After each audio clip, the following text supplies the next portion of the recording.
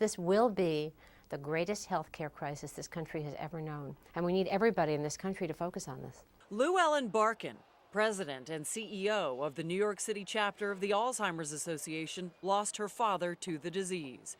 She says we have a national emergency on our hands. In less than 50 years, we will have at least 16 million Americans with Alzheimer's disease, and for every one of them, there'll be at least one caregiver. Nancy Reagan, perhaps the most visible example. After Reagan died, President Reagan died, my mother called me and she said, "Look at Nancy Reagan, she looks just like me, she's exhausted, all worn out."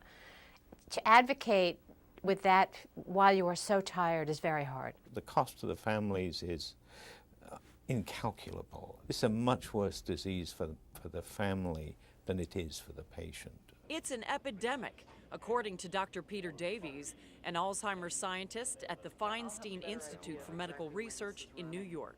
Every 72 seconds, somebody develops Alzheimer's disease in this country. Right now, we're spending $150 billion a year.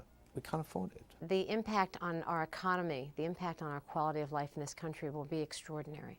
It's really, this Alzheimer's disease can't be a secret anymore. Lou Ellen says the Alzheimer's community needs people who don't have Alzheimer's, and that studying a healthy brain is key.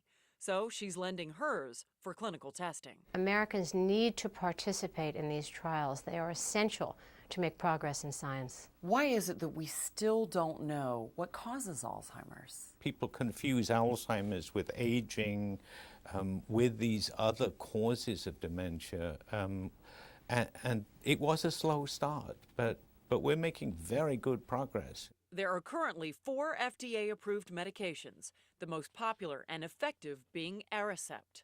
Sadly, there is no cure for Alzheimer's, though scientists are working tirelessly on a treatment to prevent the disease. The idea that we are maybe 5 to 10 years away is extremely good news, but, and it's an important but, only if we have funding for research, and only if we have people willing to step into the clinical trials, and only if we have research scientists, this generation and the next, who are willing to put their careers on the line and focus on this disease.